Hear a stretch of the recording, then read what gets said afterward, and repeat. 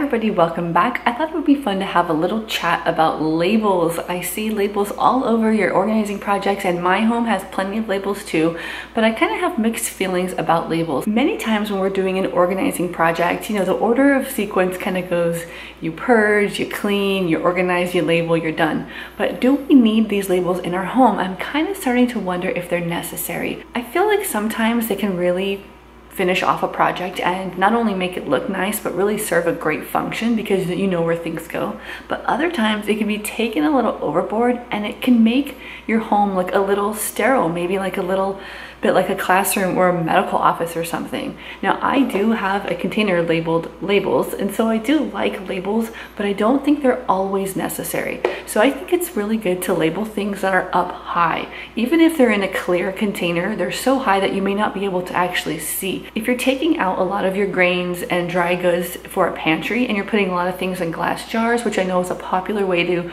organize a pantry, you might consider using labels for that. For me, I have flour and sugar and beans, I think. I don't really remember. But I can visually see the difference between those things. It's not hard for me to confuse the flour with the sugar. But if I had flour next to baking soda, next to baking powder, then I might need a label. So again, a label is really to serve a function. Sometimes they can be pretty, but other times you're just slapping on some words and it can kind of take away from the work that you've done in organizing your home. Now, I initially put labels in my daughter's closet, but they weren't strong enough and they've since come off. And I do think I want to redo those. I think it'll help her stay orderly, although she kind of knows where everything goes. It's not really moved much, but it'll also help her to read as she's learning sight words and things like that. I'll put a picture next to the word so she can kind of start to see words. If you're relying on your family members or other people to help clean up and put things where they go, but you're also kind of picky and you want things to go in a specific spot,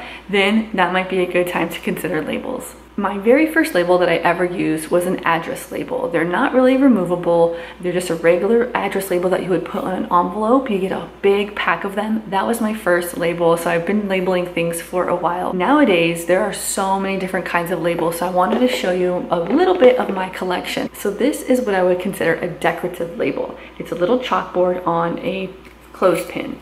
Something like this would really get in the way for me though if it were in like my child's room. I can just see them taking it off all the time, mixing it up, plus it's chalkboard so it wipes off easily, but it's very pretty. So maybe this has a place in your closet or something, but the function needs to match the aesthetic, and I don't think it quite does. I have a pack of these. I think these are better as decor more than labels. You can get a pack of each of these at Dollar Tree. These ones are cool because they are wipeable, so they're like dry erase labels. The label itself doesn't come off very easily, but you can just erase and rewrite something, which is really good if you're constantly or frequently like changing where things go, like me.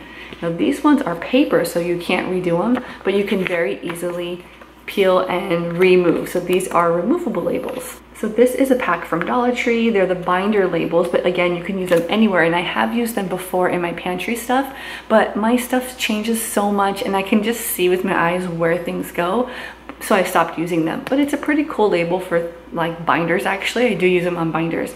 They're peel and stick, and then you just write what you need to on the little cardstock and you can slip it in. If you do run out of these, you can just make more out of an index card. I usually do that. I would like measure and kind of make my own. This is a really popular type of label. I don't have this anywhere in my home. This was an impulse buy. I don't really need it.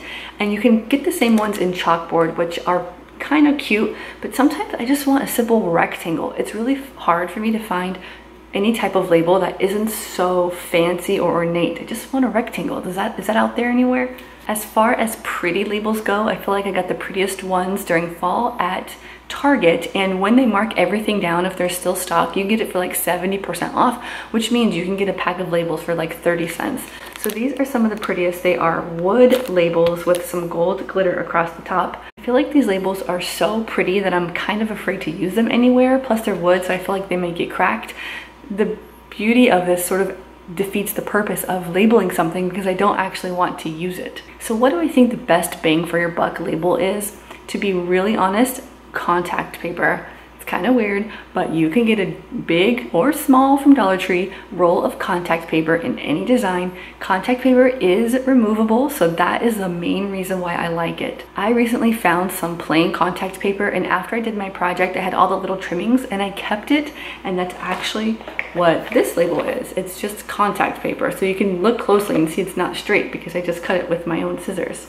Another really cost-effective way to label is to use washi tapes. As long as you get like a simple pattern, nothing, you know, it's kind of just plain, then I think it should work perfectly fine.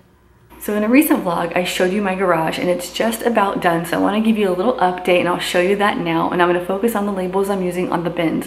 Right now I'm using a combination of Post-it products. So Post-it has this tape that I've had for years. I had it since I was a teacher and I taught a long time ago before the kids were born. It's just a roll of tape, but I liked it because it was removable. It was really bright, but because the garage can be subject to all the weather, it's kind of peeling off, so it might not be the best one. I also have like really oversized, I think it might be close to 5 by 7. It's a pad of Post-it notes. So with that and a page protector, I was able to sort of DIY my own label. So in order to make this label, I used part of a poster board and I cut down a page protector, and I can insert my label and take it out as needed. Now I could have just used tape, but I used this oversized Post-it note to stick to it.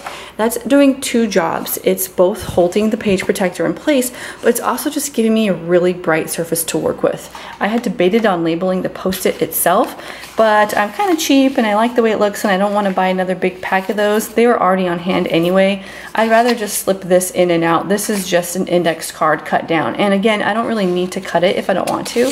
I can just put the whole thing in there. I get the kind with lines, so I could actually make a list of what's inside the container if that's something else I want to do.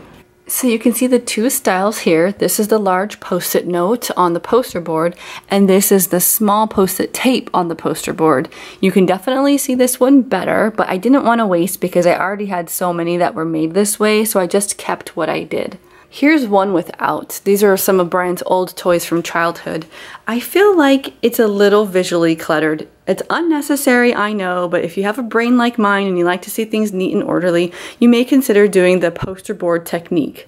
Now I did buy the clear totes on purpose. I can still see what's in it if I turn it to the side, but I at least don't have to see it from the front if I don't want to. Labels are essentially glorified stickers. They're just stickers with a blank surface to write whatever you want on.